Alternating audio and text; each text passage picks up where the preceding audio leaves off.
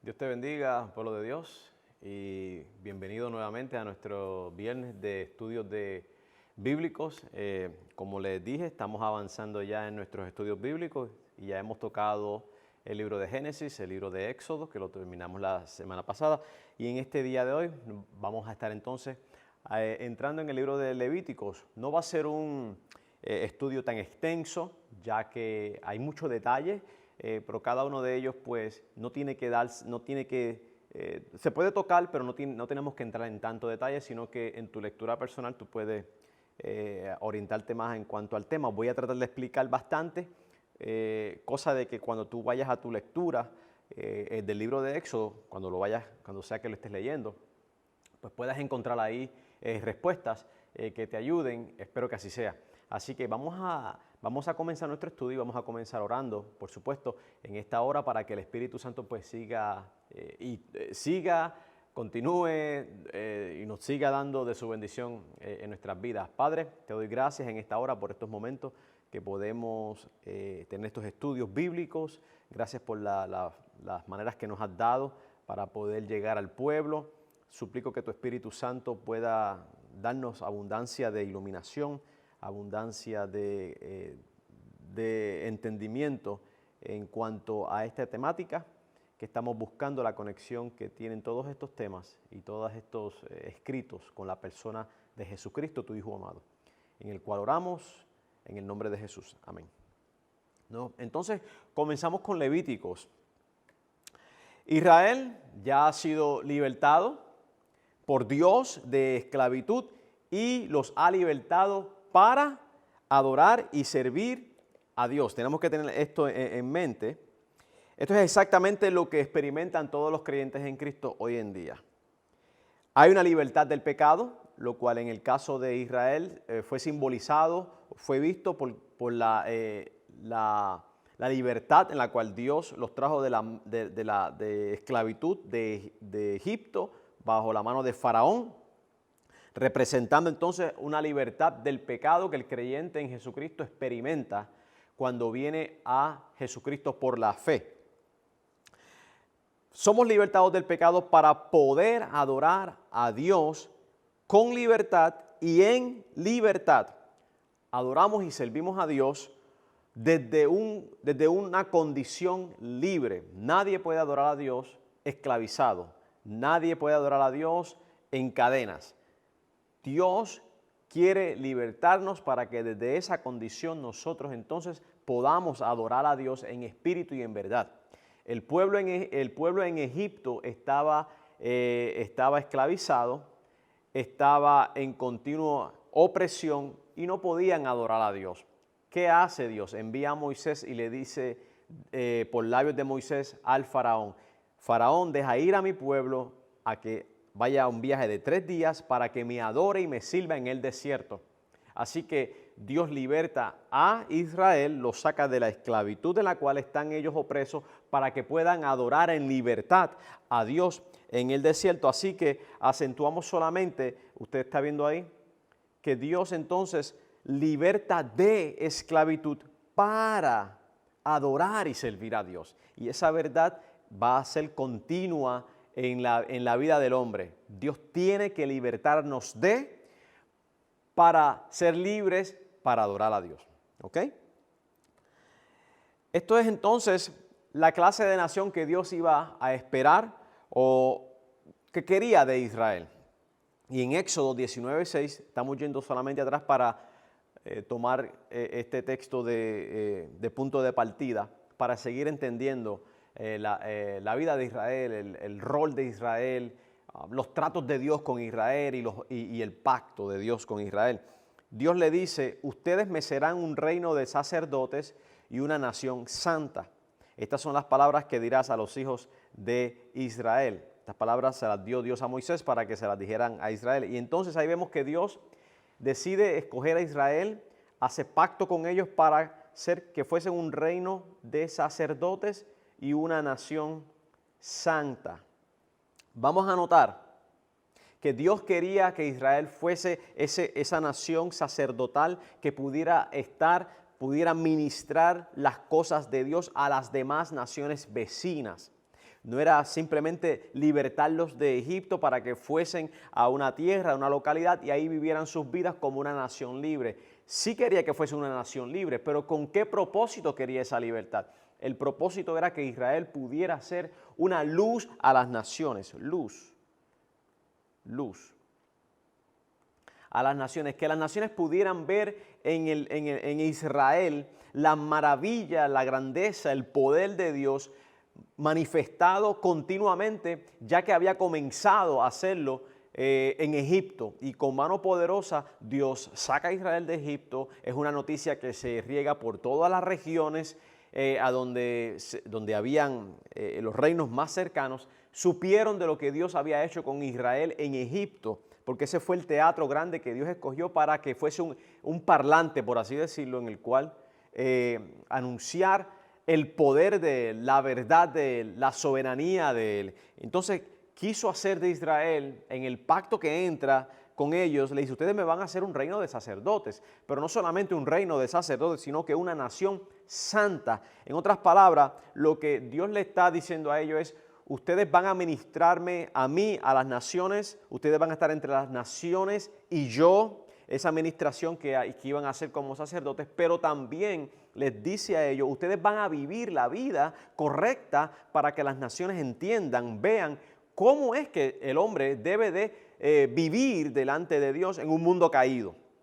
De ahí que entonces ustedes saben que vimos en Éxodo 20 cómo Dios entonces le da los mandamientos para que en los mandamientos el hombre supiera cómo relacionarse con Dios y cómo relacionarse con el prójimo. Estas leyes iban a ser el fundamento de la vida de ellos personalmente, como sociedad, como una civilización, como una nación, la cual debían de exportar a través de su vivencia.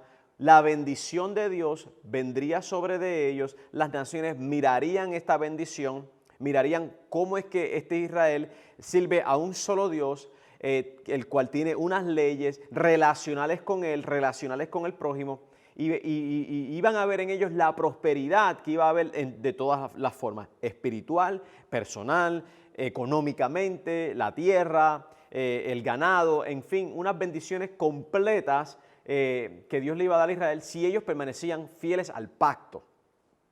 Y esto es lo que quería, esta fue la intención que Dios tenía con el pueblo de Israel para con las demás naciones. Ahora, en el día de hoy, a la iglesia, en 1 de Pedro 2:9 se le llama que es el real sacerdocio y una nación santa, entre otras cosas que dice el texto. ¿Por qué? Porque ahora a nosotros nos toca, ya que Israel falló en esto, Israel falló completamente en ser un reino de sacerdotes y en ser una nación santa. Lo decimos desde ya, Israel falló completamente en esta tarea de hacer estas cosas. Pero a la iglesia se le llama una nación santa y un real sacerdocio. La iglesia ahora, en todos los lugares donde nosotros nos encontramos, tenemos la tarea de dar a conocer las maravillas de Dios en la salvación que Jesucristo ha traído a nosotros. Esta salvación tan gloriosa que nosotros disfrutamos, celebramos, es nuestro rol ahora de dar a conocer el Evangelio de Jesucristo, que es el que trae la libertad del pecado y es el que trae la reconciliación con Dios, con el hombre, hacia Dios, para entonces nosotros darla a conocer a los demás que están en tinieblas todavía. De esa forma nosotros tenemos el rol de ser un real sacerdocio. Ahora, como nación santa, o sea, como un grupo de hombres y mujeres a través de todo el mundo, nosotros ahora demostramos con nuestra vida el poder de Dios de transformación en una vida santa, en una vida pura, en una vida de justicia. Hacemos lo correcto, pensamos lo correcto, nos manejamos de una forma correcta. ¿Por qué? Porque el Espíritu Santo de Dios nos ha transformado en el nuevo nacimiento de tal forma que estamos en la condición ahora de estar libres del pecado. Ya el pecado no tiene potestad sobre nosotros completamente porque Cristo nos ha hecho libres y a través del Espíritu Santo podemos vivir la vida que agrada a Dios y de esa forma nos convertimos en una nación santa, separada para Dios, lo cual sería una de las definiciones de santidad, una persona que es separada por Dios y para Dios, para el servicio a Dios. Todos servimos a Dios desde una capacidad u otra. Yo lo hago desde una forma personal, le sirvo a Dios, pero también lo hago ministerialmente. Soy el pastor de esta congregación. Usted no es pastor, usted a lo mejor no es maestro, pero usted es un servidor de Dios donde quiera que usted está. Por eso mismo es que Dios entonces busca ya no solamente individuos que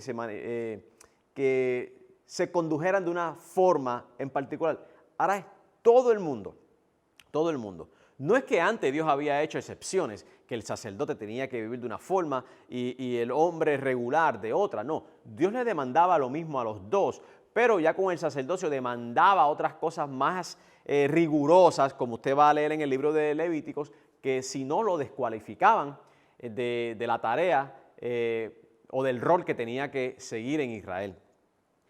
Pero Dios ahora a todos nosotros, la iglesia de Jesucristo, nos envía a hablar de las maravillas de Dios en Cristo Jesús y nos envía a vivir una vida que agrada a Dios, que apunta hacia Dios como el que transforma. Antes éramos de una forma, pensábamos de una forma, actuábamos de una forma, pero ahora pensamos de otra forma y actuamos de otra forma porque ahora ya no lo hacemos conforme a la esclavitud en la que estábamos, sino en la libertad que estamos ahora en Cristo Jesús. El Espíritu nos dirige a través de las Escrituras cómo debemos entonces vivir. Nos movemos entonces. Levíticos. Levíticos significa asunto de los levitas. Ese es el significado del libro, del título Levíticos. Asunto de los levitas. Se desarrolla en el desierto del Sinaí.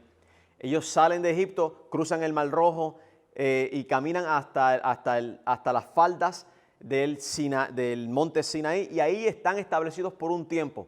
Allí mismo entonces ellos ensamblan el tabernáculo de reunión, del cual vimos la semana pasada, y vimos que cuando ya el tabernáculo fue ensamblado, pudimos ver que la gloria de Dios visiblemente se establece allí sobre el tabernáculo, más específicamente sobre esa área donde estaba el lugar santísimo.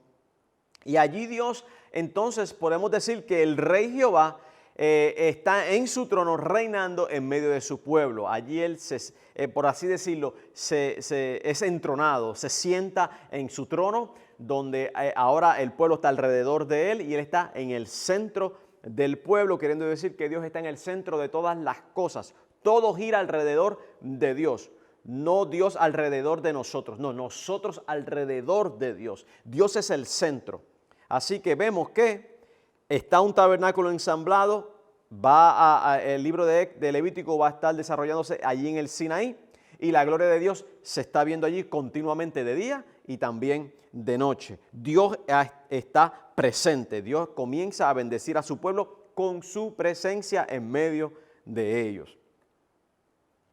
Vemos también en Levíticos, en su mayoría el libro, vamos a ver que se establecen los sacrificios, cómo van a ser los sacrificios, se establece un sacerdocio, aunque lo vimos ya en Éxodo un poco, pero acá se le dan instrucciones más en detalle en cuanto a los sacrificios, en cuanto a las actividades del sacerdocio en relación con los sacrificios y el pueblo. Ellos son los mediadores.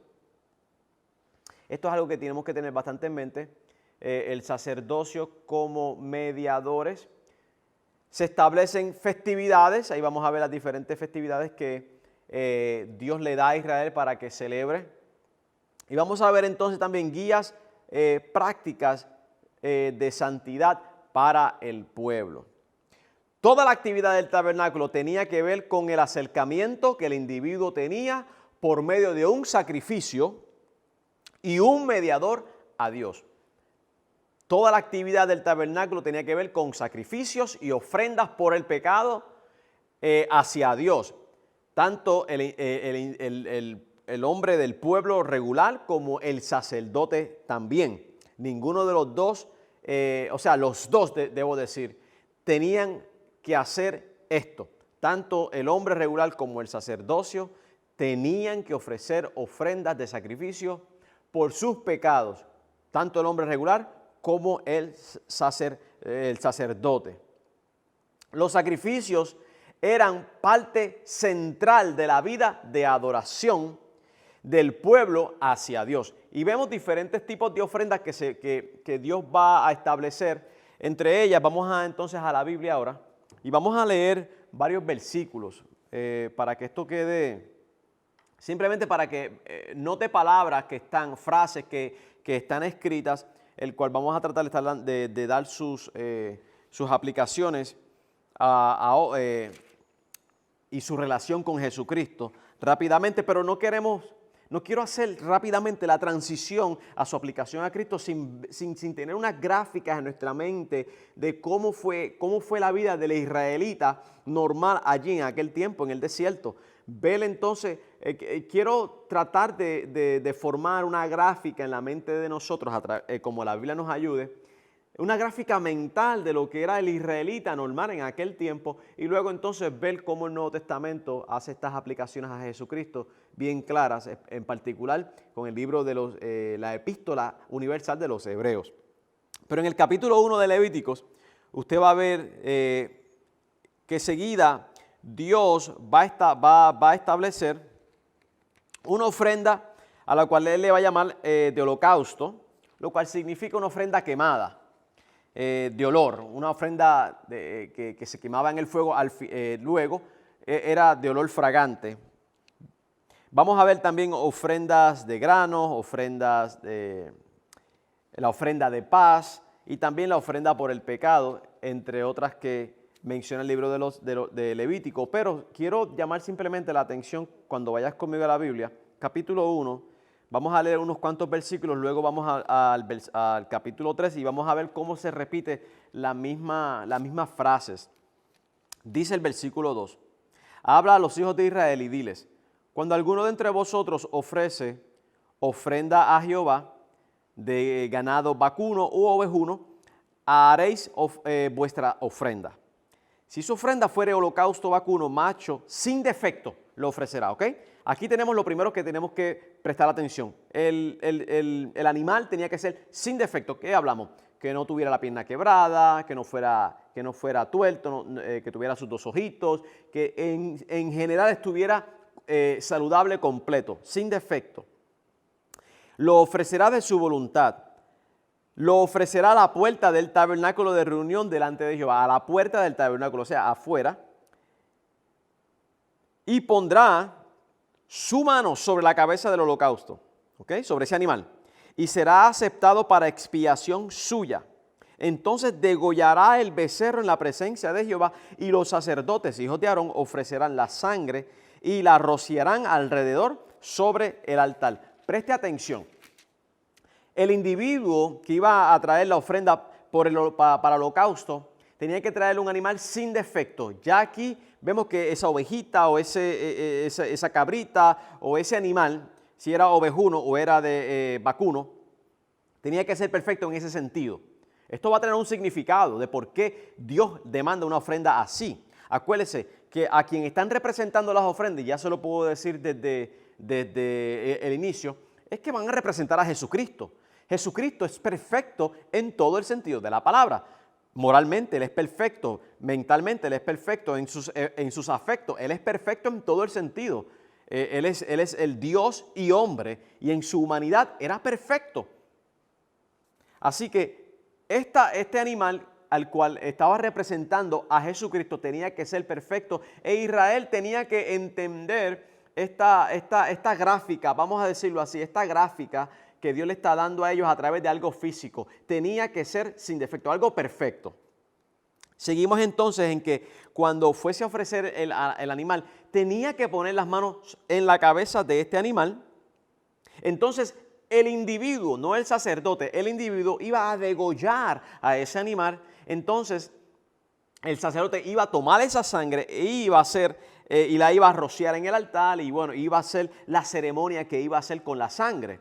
En este caso la iba a rociar alrededor del altar que estaba adentro. Ya cuando de la puerta del tabernáculo, donde está afuera, el individuo, el israelita normal, no podía entrar. El sacerdote entonces tomaba la sangre que había sido degollada, de ese animal que había sido degollado ahí, y entonces entraba a los patios o a los atrios del tabernáculo y ahí hacía la ceremonia con esa sangre. Pero presta atención a esto, que quiero que vea este detalle. Tenía que poner las manos sobre el animal y tenía que degollar. ¿Qué significaba esto de poner las manos sobre? Era el simbolismo de que traspasaba, de que ponía entonces, traspasaba esa culpa hacia ese animal. O sea que ese animal venía siendo el sustituto del ofrendante. Ponía las manos y podemos decir, creo que tenemos, de acuerdo a otras ofrendas, podemos decir que el individuo, el israelita, confesaba sobre ese animal aquello que estaba transfiriendo hacia ese animal para que fuese él la víctima y no el ofrendante. En el capítulo 3, pase la página del capítulo 3, vamos a ver un lenguaje similar.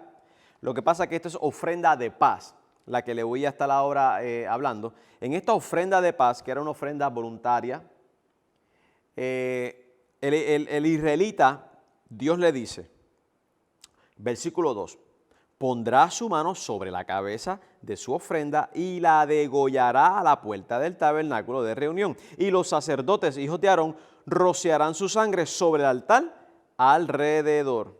Y así se iba a efectuar la ofrenda de paz. Era una ofrenda voluntaria, pero vuelve otra vez Dios aquí a acentuar algo. Pondrá sus manos sobre la cabeza de su ofrenda. ¿Por qué? Porque ninguno de nosotros hemos podido vivir una vida sin pecado.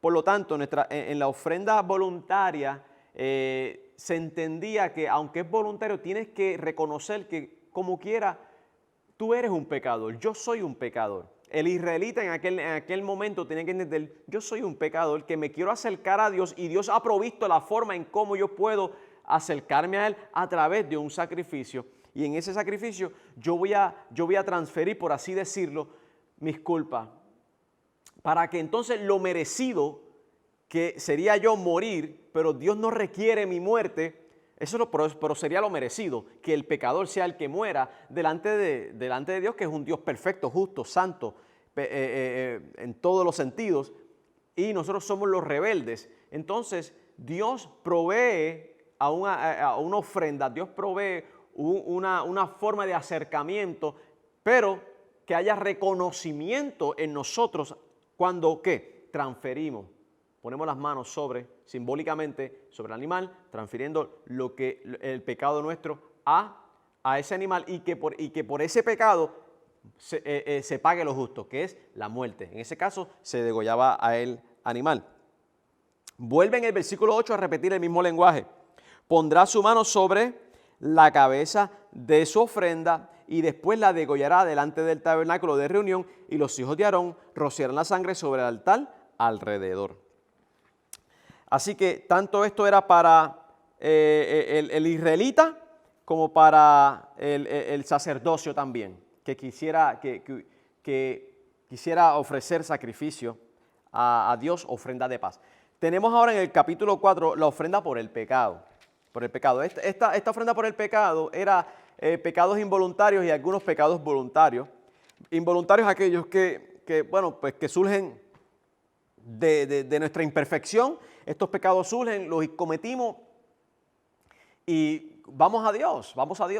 Cometí pecado, pequé delante de ti. El israelita que cometía estos pecados involuntarios o voluntarios, voluntarios dependiendo cuál fuese, pero ya usted podrá leer un poquito más en cuanto a eso. El versículo 4 dice, traerá el becerro a la puerta del tabernáculo de reunión delante de Jehová y pondrá su mano sobre la cabeza del becerro otra vez y lo degollará delante de Jehová y el sacerdote ungido tomará de la sangre del becerro, la traerá al tabernáculo de reunión y mojará el sacerdote su dedo en la sangre y rociará aquella sangre 7 veces delante de Jehová hacia el velo del santuario. Vemos que aquí hay un cambio. esta ofrenda por el pecado, el sacerdote va a entrar en el tabernáculo. Ya no la va a rociar en el altar, sino que va a entrar al tabernáculo. La del holocausto se quedó afuera. La de ofrenda de paz se quedó afuera, solamente en el altar. Pero con esta del pecado entró en el tabernáculo y allí roció 7 veces hacia el velo del santuario. Así que vemos la repetición nuevamente de lo que simbólicamente sería transferir los pecados al animal para que el animal fuese el que fuese la paga por el pecado cometido por el individuo, por el israelita en ese caso. Bien, seguimos entonces. Las fiestas fueron parte de la vida, fue parte central de la vida de Israel. Hasta el día de hoy todavía Israel celebra varias fiestas, pero sabemos nosotros que ya estas fiestas tuvieron todas las fiestas que Dios le dio a Israel, todas ellas tuvieron su cumplimiento máximo en la vida y en la obra de Jesucristo o el Espíritu Santo, me refiero más bien a la fiesta de Pentecostés, pero es un cumplimiento de que Cristo envía entonces su Espíritu para que haga esa cosecha de almas. Dios entonces provee una guía de comportamiento. Dios entonces va a darle al pueblo una guía de comportamiento para que se limpiara de las prácticas aprendidas en Egipto. Acuérdense una cosa, Israel duró 400 y más años en Egipto. Luego que entra Jacob con 70 personas y más, comienzan a nacer generaciones y generaciones ya entonces en Egipto, en tierra extraña, donde comienzan a haber unas prácticas, donde comienzan a haber una cultura diferente, donde comienzan a haber la idolatría, el paganismo que había allí. Sabemos que el Israel que está allí tiene una relación con Dios desde la perspectiva de que han aprendido que Jacob ha dado a los hijos y a los hijos de sus hijos, y así sucesivamente, instrucciones en cuanto a el Dios que se les reveló a ellos, el único Dios verdadero. Pero ellos han aprendido una serie de conductas, han aprendido una serie de formas de vida que no iban conforme a los planes de Dios, ni a la voluntad de Dios. Dios entonces comienza a darles a ellos unas guías para que practicasen, y de esa forma Israel, el israelita, iba a vivir una vida que le agradaba a Dios desde la perspectiva de no solamente hacia Él, sino de cómo conducirse los unos con los otros, en todo el sentido de la palabra. Así que ellos tenían que irse limpiando de todas esas prácticas que vieron en Egipto, pero iban a entrar en una tierra, a la tierra de Canaán, a la cual ellos se dirigían, donde también tenían otra clase de prácticas religiosas, civiles, que eran en contra del estilo de vida que Dios le agrada. Por lo tanto, a Israel les da unas guías prácticas de santidad, como les puse aquí, para que ellos fuesen diferentes, se comportaran diferente, y su comportamiento era diferente porque, ¿por qué? Porque número uno, venía de Dios, y la forma en que ellos agradarían a su Dios era de esa forma, comportándose con los demás. En parte, la parte relacional con Dios y la parte relacional con su prójimo. Hoy en día, Dios nos ha puesto vuelvo a algo que mencionamos al principio. Nosotros fuimos libertados del pecado para que en un estado de libertad podamos con libertad servir a Dios. Pero el servir a Dios también significa que es la conducta que nosotros mostramos en nuestro diario vivir. Así que nosotros podemos hoy en día, por cuanto el Espíritu Santo mora en nosotros y nos ha puesto en una condición libre, en la cual no somos esclavos del pecado, o sea, no tenemos que estar practicando el pecado, porque ha puesto en nosotros un deseo, el cual se inclina a hacer la voluntad de Dios, y nos ha dado la fuerza espiritual para que en la práctica nosotros no tengamos que hacer esas cosas que no agradan a Dios.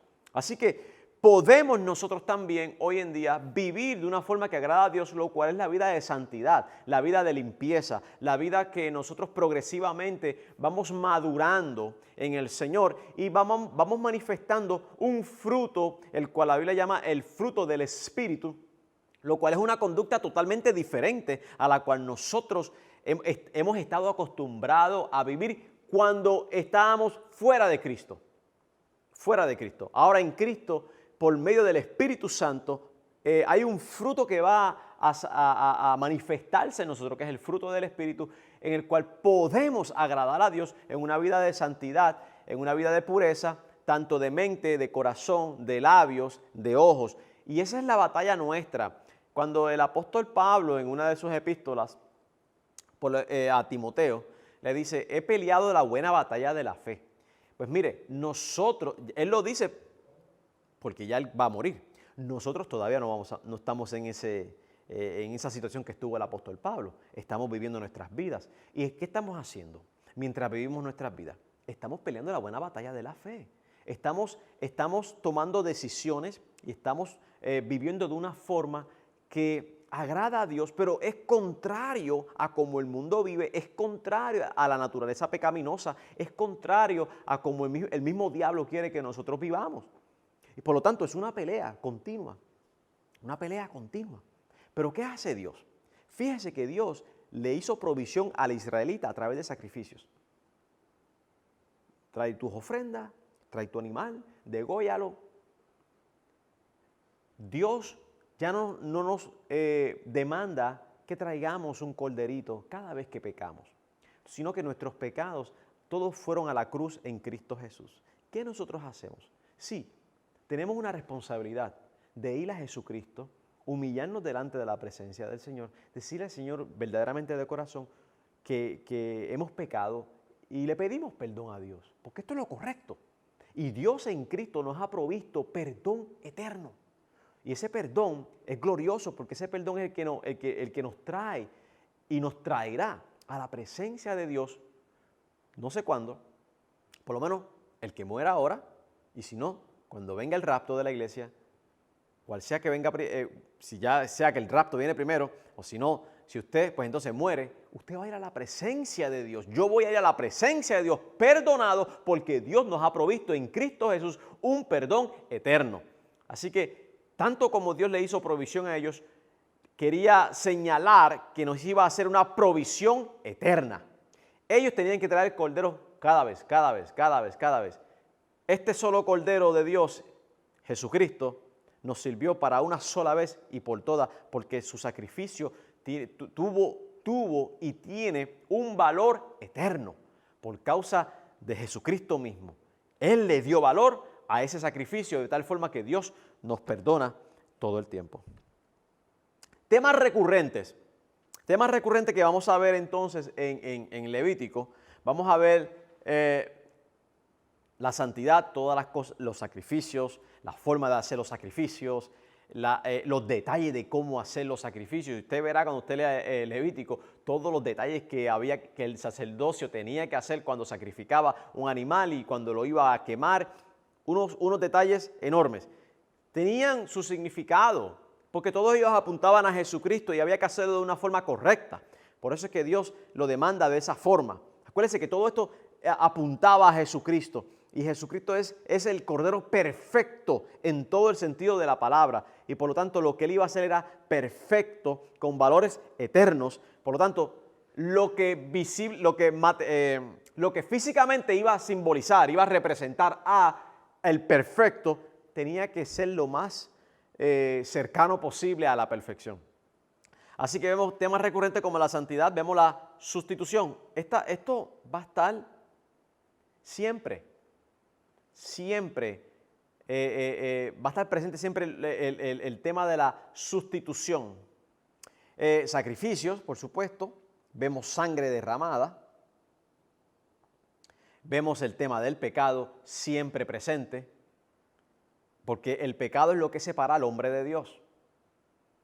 El pecado nuestro es lo que nos separa de Dios, pero Dios tomó la iniciativa, ya que en nosotros no había el poder para tomar la iniciativa no solamente que no había el poder, no había el querer.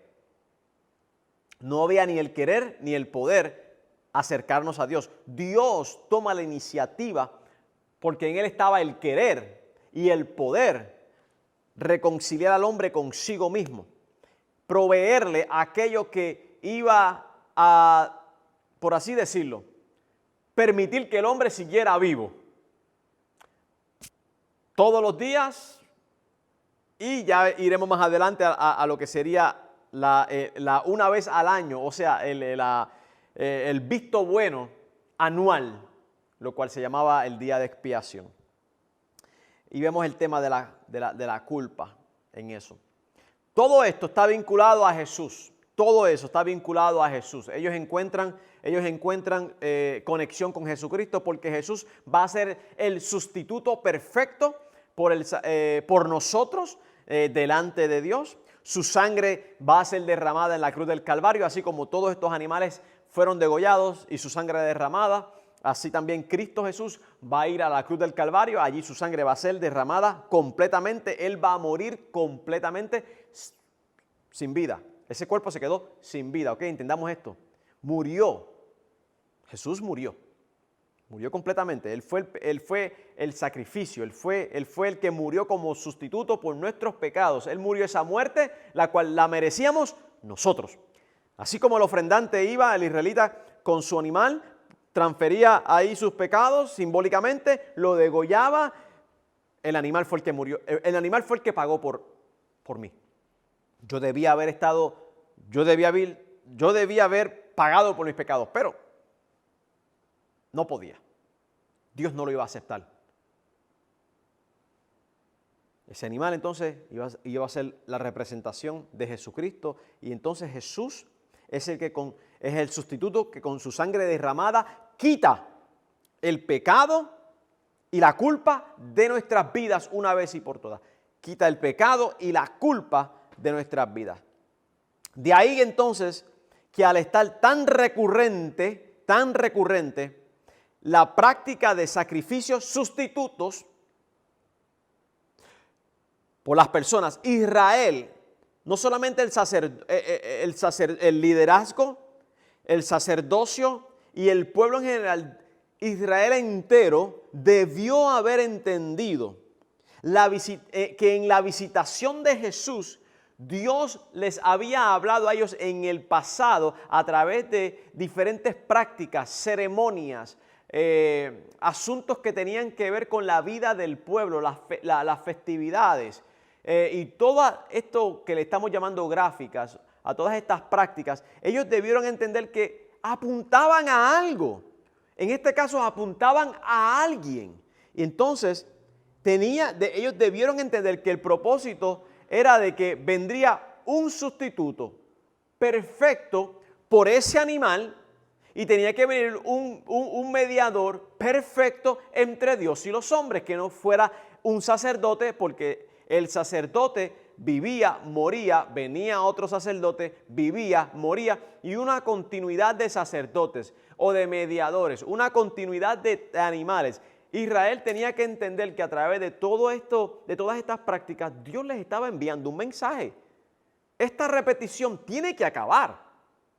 Toda esta continuidad de animales, toda esta continuidad de mediadores, o sea, de sacerdotes, tiene que llegar a un término ya.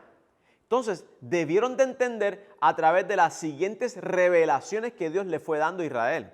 Acuérdense que la revelación de Dios fue progresiva, pero Dios fue revelando otras cosas sobre otras cosas que ya había revelado, y a través de todas esas cosas que Dios le dio, debieron haber entendido que en Jesús Dios les había provisto el Cordero perfecto, el mediador perfecto, que quita el pecado del mundo una vez y por todas, la culpa una vez y por todas, y que en Él entonces habría acceso a Dios una vez y por todas, por medio de la fe, por medio de la fe.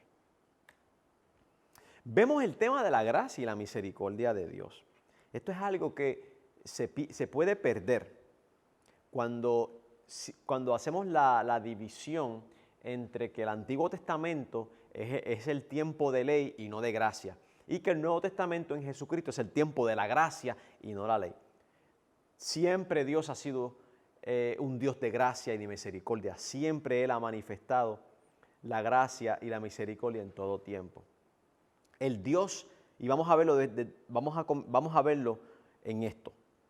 El Dios santo, puro, perfecto, haciendo posible, haciendo los puentes para que la gente que no se merecía la gracia de Dios, que no se merecía la misericordia de Dios, la bondad de Dios.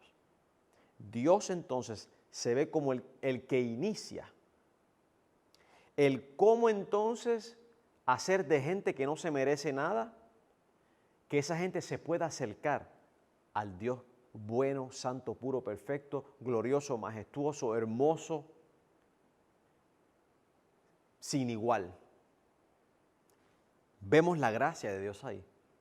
Vemos que Dios entonces no les da conforme a sus caminos. Dios no le da conforme a lo que se merecían, sino que Dios hace una provisión para que esa gente se pueda acercar a Él. Dios hoy en día muestra su gracia y su misericordia en nuestras vidas a través de Jesús. Nosotros no nos merecíamos que el Hijo de Dios se encarnara, viviera una vida aquí de sufrimiento continuo, desde que nace, es perseguido para morir y crece en medio de una familia que lo odian, sus hermanos. Crece, se da a conocer al pueblo en un ministerio público, su gente lo rechaza, su gente lo blasfema, su gente lo aprieta, lo oprime, lo insulta. Luego lo traicionan, lo entregan al Imperio Romano para que ellos fuesen los ejecutadores de su vida y fuese a la cruz del Calvario y en carne Él sufriera la cruz, sufriera lo que físicamente conlleva la muerte de cruz, pero llevando en sí entonces el pecado de todos nosotros. Esa parte mental, esa parte espiritual, esa parte del alma, ese abandono que hubo en la cruz. Dios mío, ¿por qué me has desamparado? Ese desamparo que hubo en la cruz, ese sufrimiento que hubo por causa de nosotros. Ninguno nos merecíamos que el Señor Jesús hiciera estas cosas, pero Él lo hizo porque era la única forma en la cual Dios iba a rescatar a su creación de donde nosotros mismos nos metimos. Dios es el que hace posible que nosotros, gente que no nos merecíamos el favor de Dios, todo lo que conllevó esta obra, no nos lo merecíamos, pero Dios en su gracia y su misericordia, en su bondad, hizo la provisión, dice la Escritura, aún antes de la fundación del mundo. Dios hizo esta provisión en nosotros y comenzó a manifestarla, comenzó a verse desde el principio. Adán y Eva pecan, Dios los viste. Entendemos que esa vestimenta tuvo que haber venido por vía del sacrificio de un animal. Dios mismo haciendo un sacrificio para vestir a Adán y a Eva. En este caso, esa vestimenta física representaba una vestimenta de justicia. Dios los viste por así decirlo, con la justicia de Jesucristo para que pueda Dios relacionarse con el hombre y luego establece todos estos sacrificios para que el pueblo, la gente entendiera, Dios está proveyendo formas y maneras en cómo nos podemos acercar a Él hasta que todo eso llegara el mediador perfecto, el sacrificio perfecto en la persona de Jesucristo y ahora todo el mundo puede entrar a la presencia de Dios por medio de Jesucristo en el poder del Espíritu Santo. Pero ya comenzamos a verlo desde principio de la historia de Israel, en la vida en su vida durante el desierto. Vemos el tema de la expiación y eso se encuentra en Levíticos 16, usted puede leerlo con calma. Luego solamente quiero darle algunos highlights, como diría, resaltar ciertas cosas de ese capítulo. La expiación era un sacrificio que se hacía una vez al año y ya no era por todo el pueblo. Toda la nación iba a estar incluida en ese solo sacrificio. El sumo sacerdote entonces tenía la tarea de hacer un sacrificio por él primero, como pecador que era, entrar al lugar santísimo y allí esparcir la sangre en el propiciatorio, o sea, la silla de misericordia, ¿se acuerda? La tapa la tapa encima del arca del pacto, esa urna. Ahí había una tapa con los dos querubines. Sobre ahí estaba la presencia, se manifestaba la presencia de Dios. Entraba ahí una vez al año solamente, esparcía la sangre por él, el sacrificio por él y por su familia. Luego hacía un sacrificio nuevamente por el pueblo. Y luego entraba nuevamente al lugar santísimo y así allí ofrecía nuevamente la sangre, esparcía su sangre sobre el propiciatorio y entonces hacía expiación por todo el pueblo. Ahora bien, el día de expiación en sí incluía dos machos cabríos. Uno era el que se iba a degollar, con esa sangre el sumo sacerdote iba a entrar al lugar santísimo y allí rociar la sangre, pero el otro es donde el sumo sacerdote iba a poner sus manos sobre la cabeza de este animal e iba a ser lanzado fuera del campamento para que se fuera, simbolizando que los pecados de toda la nación recaían sobre ese animal y estaba sacando el pecado fuera del campamento. Y entonces se lanzaba ese animal para que se perdiera en el desierto, simbolizando la remoción de todos los pecados. Ahora bien, en Jesucristo va a cumplir con los dos roles de estos animales, porque Jesucristo va a derramar su sangre, va a entrar en el lugar santísimo, ya no el templo, ya no el tabernáculo, sino en la presencia de Dios mismo, va a entrar Él siendo el mismo sacrificio. Él no va a traer un sacrificio, Él es el sacrificio. Él ha derramado su sangre. Su sacrificio ha sido aceptado por Dios. Dios está satisfecho con el sacrificio de Jesucristo. Por lo tanto, los pecados van a ser removidos a todo aquel que venga por la fe a Jesucristo. Entonces, a la misma vez, Jesús muere fuera de las puertas de Jerusalén. Él muere afuera. Él entonces, por así decirlo, cumple con ese animal sobre el cual se impusieron las manos para que recayeran sobre él todos los pecados. Pues entonces en Cristo recaen todos nuestros pecados. Él muere fuera de las puertas de Jerusalén, trayendo entonces un cumplimiento en cuanto al macho cabrío que iba hacia el desierto, el cual se llevaba con él todos los pecados. El libro de los Hebreos es el que le va a explicar esto más claramente, cuando dice que Jesús muere fuera del campamento. Entonces vayamos a Él llevando su vituperio. Lo que significa es que literalmente Jesús muere fuera de las puertas de la ciudad de Jerusalén. Y entonces Él cumple con los dos. Su sangre derramada trae expiación, trae reconciliación, trae perdón de pecados. O sea que Él quita la culpa, quita el pecado, lo remueve por causa del valor eterno que hay en Él mismo. Él es el que entonces lleva la culpa, Él es el que sufre el castigo y Él da el pago merecido, que era su sangre, o sea, su vida, ¿ok? Su vida que está en la sangre. Podemos elaborar más en esto. Lo que pasa es que tendría que dar tantos detalles que la clase se podría perder o podría extenderse mucho. Y me parece que le he dado suficiente información como para que usted en su lectura privada y en sus estudios, pues usted pueda entonces enriquecerse más en cuanto a esto. Las fiestas judías. Las fiestas. Habían 7 fiestas, luego se añade otra bajo Esther. Pero estas fueron las que aparecen en Levíticos 23. Levíticos 23. La fiesta de la Pascua, la fiesta de los panes sin levaduras, la fiesta de las primicias, la fiesta de Pentecostés o de las... Aquí le llamamos Pentecostés, allá se le llama de las semanas o de las cosechas. La fiesta de las trompetas, el día de expiación o Yom Kippur, que todavía Israel, todos los judíos lo celebran, el Yom Kippur. La fiesta de los tabernáculos, todas ellas tienen su significado mayor en la persona de Jesucristo, todas ellas. Y le voy a presentar otra gráfica para que veamos cómo se cumplen las fiestas en la persona de Jesús.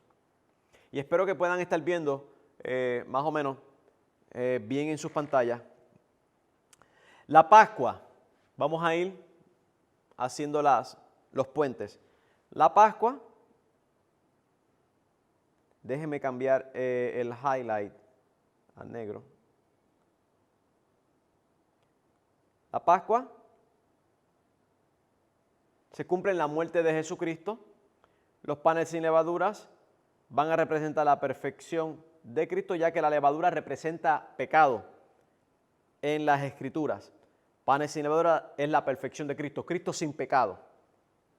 Las primicias van a ser una referencia a la resurrección de Cristo, porque Jesús es el primero de la resurrección. Él es el primero que resucita para nunca más ver muerte. ¿Ok? Pentecostés, por eso es que le había dicho que en todas las fiestas tenían su significado mayor en Cristo. Lo único que aquí en Pentecostés Cristo va a derramar el Espíritu Santo. Y la persona, tanto Cristo como el Espíritu Santo están envueltos en esta fiesta, porque el Espíritu Santo es el que recoge esa cosecha. Era la fiesta de las cosechas, los primeros frutos, y Él recoge esas primeras 3,000 personas que van a iniciar la iglesia de Jesucristo juntamente con los 120. Usted puede leer esto allá en Hechos capítulo 2, Hechos capítulo 1 y capítulo 2, para que usted vea que habían 120 personas esperando que el Espíritu Santo fuese derramado. Jesucristo entonces lo derrama el día de Pentecostés, y a la predicación del apóstol Pedro, el Espíritu Santo trae una cosecha de almas. 3,000 personas aceptan a Cristo como Salvador y Redentor y Señor de ellos. La fiesta de las trompetas va a ser Israel vuelve a reunirse con Cristo. Esto, aunque Cristo ya con su vida, muerte y resurrección ya le dio cumplimiento, todavía no vemos a Israel en el estado presente. No lo vemos en reconciliación con Dios. El Israel de hoy no le sirve a Jesucristo, no le sirve a Dios. Están en rebeldía, están, como dice las Escrituras, en Romanos capítulo 10 y 11, 11 más específico, en una dureza de corazón hacia el Evangelio. Llegará el tiempo en que Dios va a tratar con la nación de Israel. Entonces ese Israel nacional o general va a regresar a Cristo y lo va a confesar como su Mesías. Y eso va a ser una restauración gloriosa, la cual usted puede leer más en Romanos capítulo 11. Vemos el día de expiación, que es el sacrificio vicario. Vicario significa sustituto, en lugar nuestro. Y vemos entonces los tabernáculos, la fiesta de los tabernáculos, que simboliza el reposo y la reunión con Cristo. Le voy a dar unas citas bíblicas para que usted entonces en orden las vaya buscando en su Biblia, para que vea cómo cada cual el Nuevo Testamento le va dando su referencia. En cuanto a la Pascua, 1 Corintios 5:7. En cuanto a los panes sin levadura, 1 Corintios 5:8. En cuanto a las primicias, 1 Corintios 15:23. Ahí habla acerca de la resurrección. Sobre Pentecostés, Hechos capítulo 1, versículo 5 y capítulo 2, versículo 4. En cuanto a las trompetas, Mateo 24, 31. En cuanto a la expiación, Romanos capítulo 11, versículo 26.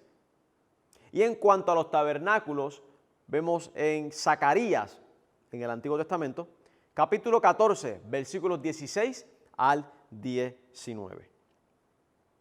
Pero vemos cómo Cristo le va a dar cumplimiento a todas las fiestas que habían en Israel.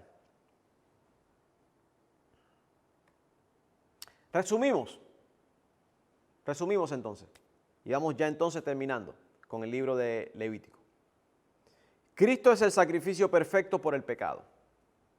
Cristo es el sustituto perfecto por el pecado. Sustituto, déjeme cambiar aquí el highlighter. Cristo es el sacrificio perfecto, el sustituto perfecto por el pecado. Se necesita que se derrame sangre. Se derrama la sangre de Cristo para perdón de pecados. La Biblia dice que sin derramamiento de sangre no se hace la remisión, la remoción o el perdón de pecados. Cristo es el mediador perfecto por su pueblo. Cristo entró una vez y por todas al lugar santísimo y presentó su propia ofrenda por el pecado de su pueblo. O sea, él fue el sacrificio. Él no llevó un cordero, Él fue el cordero. Cristo cumple con todos los festivales instituidos en Israel. Por haber sido libertados del pecado,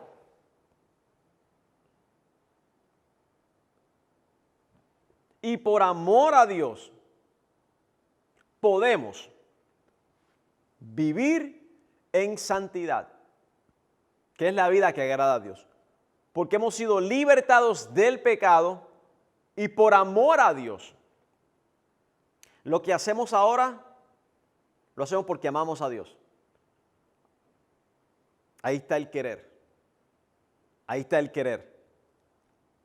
Porque amamos a Dios. Ese es el querer. Podemos entonces, va a ser la acción, porque estamos libertados. Ahí está el poder. Podemos porque estamos libertados del pecado para vivir en santidad delante de Dios. Así que espero haber sido de ayuda en esta clase de Levítico. Avanzaremos entonces en el libro luego de Números y de Deuteronomios y veremos entonces otros temas recurrentes que encuentran su conexión con la persona de Jesucristo. Espero que esto te ayude. Si hubiesen algunas preguntas, pues envíamelas y luego trataré de que la próxima clase pues poder aclararlas si en algo no fui claro. Y si no, pues en tu lectura espero que el Espíritu Santo aclare cosas que he dicho en esta hora. Así que nos preparamos entonces para despedirnos. No sin antes anunciarte y a recordarte, el domingo estamos de servicio a la misma hora de siempre. Y también quiero darle las gracias a todos los hermanos, los miembros que están siendo fieles con sus ofrendas y sus diezmos. Lo necesitamos, que usted siga siendo fiel con sus diezmos y sus ofrendas. Acuérdese que también la iglesia tiene sus compromisos. Ayudamos a nuestros misioneros en España y tenemos el ministerio tiene que seguir funcionando, la congregación tiene que seguir funcionando y nuestras ofrendas y diezmos pues es lo que nos ayuda a seguir hacia adelante. Queremos hacer un trabajo excelente para el Señor y queremos llegar a todos ustedes y queremos llegar a los que ayudamos también. Así que gracias por unirte a este esfuerzo, creerle a Dios, serle fiel a Dios en esa área de las finanzas. Así que nos preparamos para despedirnos en esta noche sin antes orar. Padre, te doy gracias por esta tu palabra, gracias porque en ella encontramos las riquezas que tú nos dejaste para que admirásemos a la persona de tu Hijo amado Jesucristo. En ellas hay satisfacción, en ella hay gloria y vemos tu bondad en cuanto a cómo tú quisiste siempre hacer provisión para nosotros. Y te doy gracias en estos momentos porque Cristo es la provisión eterna que tú nos has dado, el que ha perdonado nuestros pecados, el que continúa perdonando nuestros pecados, y por Él tenemos comunión contigo, tenemos entrada, acceso a tu presencia. Así que te doy gracias, Señor, una vez más por todas las cosas que en Cristo Jesús son posibles. Buenas noches, Dios te bendiga. Nos vemos luego.